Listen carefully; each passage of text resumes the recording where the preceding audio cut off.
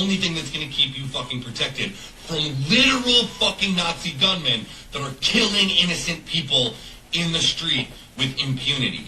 This is not a fucking joke. There's nothing fun to chant about it.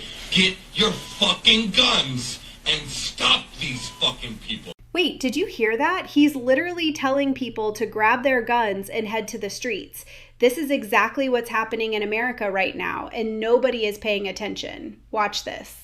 They fucked up, okay? Go watch my other videos. Doesn't matter if you're not here and you're not caught up. You've missed the fucking fight. But if you are, it's time to suit up.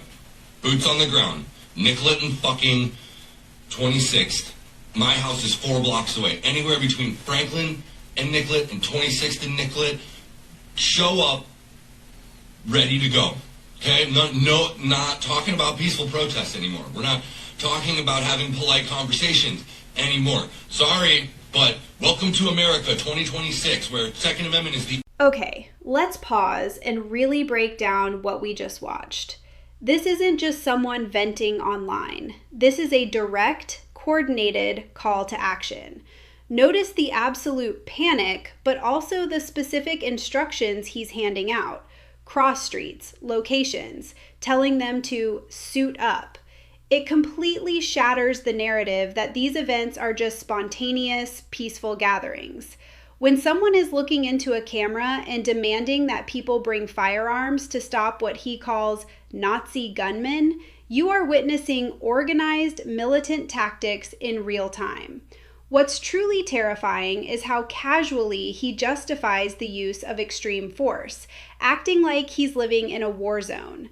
This is exactly why the DOJ stepped in to arrest 15 members of this group. The level of delusion required to think you're the good guy while openly demanding armed street warfare is staggering. Are we just supposed to ignore this kind of radical escalation?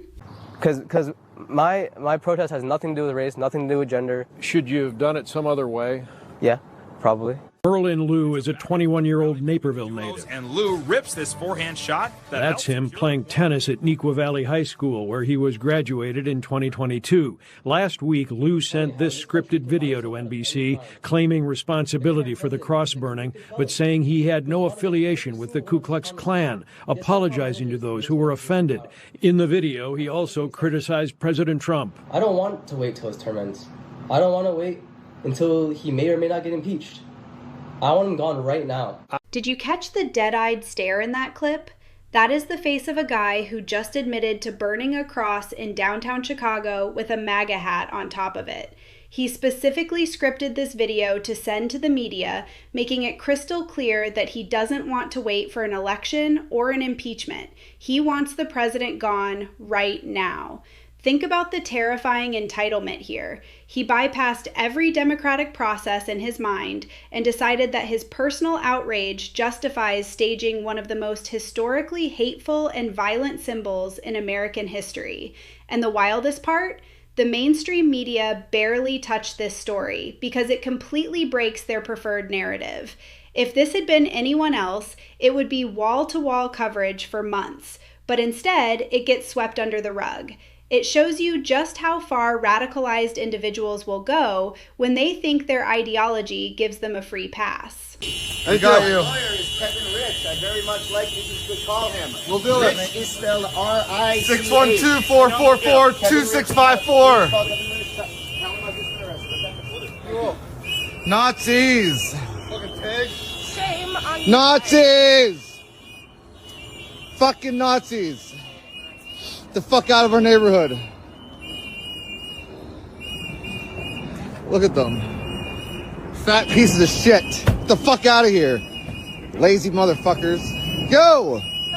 Look at the absolute vitriol in the background of this arrest.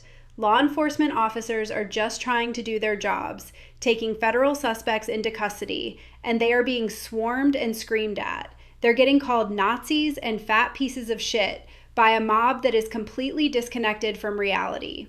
You have to wonder, if this organization doesn't exist, like so many politicians claim, then who exactly is coordinating these rapid response hecklers to show up and terrorize officers? This isn't a random group of concerned citizens. This is a highly organized intimidation tactic designed to make police afraid to enforce the law. It's a literal shadow militia trying to control the streets through fear and verbal abuse. And notice the irony. The very people calling everyone else fascists are the ones physically trying to blockade law enforcement and rewrite the rules of civil society through sheer intimidation. The young shirtless man running from a burning cross in Grant Park was a nameless person of interest in a Chicago police arson investigation and subject of a possible FBI hate crime case.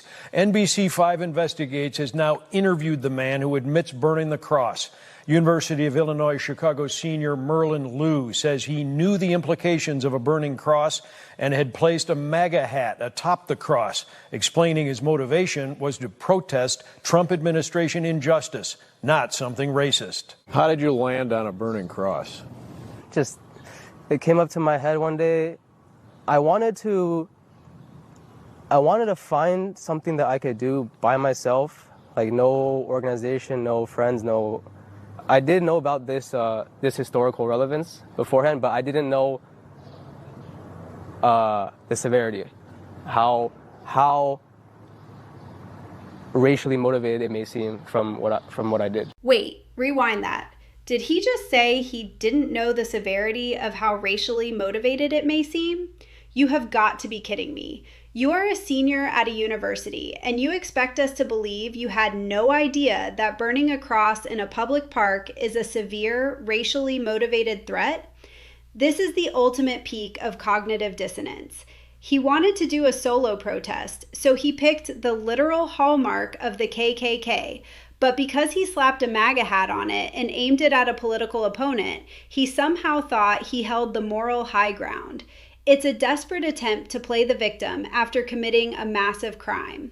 He wanted the shock value. He wanted the attention. But the moment the FBI and local authorities start sniffing around for a hate crime, suddenly he's just a naive kid who didn't understand history. It's completely absurd. Are you threatening him? No. You say that you think that he should be brought to an end. I said he deserves to stand trial to the American people. Some paraphrase, I guess. But I think you use the word end. That's what I mean by end. I mean, by end, I don't mean like a civil war, if that's the... Look at how he instantly backpedals the second a reporter pushes him on his own words. The reporter asks him point blank if he's making a threat, and suddenly his aggressive demanding turns into a stuttering mess about standing trial and I don't mean a civil war. This is the classic playbook. They use the most extreme, violently suggestive language possible to incite their base, but the absolute second they are held accountable or questioned by someone outside their echo chamber, they retreat into semantics. They play word games to dodge the consequences of their radicalism. You cannot stage a burning cross, demand the immediate removal of a sitting president, and then act shocked when people ask if you're a threat to national security. It's a profound insult to our intelligence, and it highlights exactly how cowardly these radical actors are when the spotlight is actually on them. As the name suggests, Direct Action Minnesota is an organization dedicated to direct action against federal law and immigration enforcement. This action is not peaceful, it's obstructive, disruptive, and unlawful. Though investigations are ongoing, what we know now is that Direct Action Minnesota is comprised of members of subgroups. For example, the Black Hat Workers Collective. The Black Hat Workers Collective is a Minneapolis-based Antifa affinity group which advocates, promotes, and utilizes militant tactics and violence. Here you can see that their Facebook cover page shows as a banner the burning down of the Minneapolis Police Department's third. Listen to how the Assistant U.S. Attorney describes this. They are officially on the record stating that this isn't some loose gathering of activists. He straight up calls out specific affinity groups as organized collectives utilizing militant tactics. For years, people have tried to gaslight the public by claiming these factions are just an idea or a myth made up by the internet. But right here, you have the Department of Justice explicitly detailing their structure and their violent methods. It completely destroys the mainstream narrative that these are just peaceful protesters who occasionally get out of hand. When a federal prosecutor stands at a podium and breaks down their calculated disruption of federal law enforcement, the debate is over. The reality is undeniable now. These are structured operations designed to cause maximum chaos and prevent officers from protecting the community. The fact that politicians still try to downplay this, even when the DOJ is dropping indictments, tells you everything you need to know. If you're as shocked by this as I am, hit subscribe. We expose the truth they want hidden.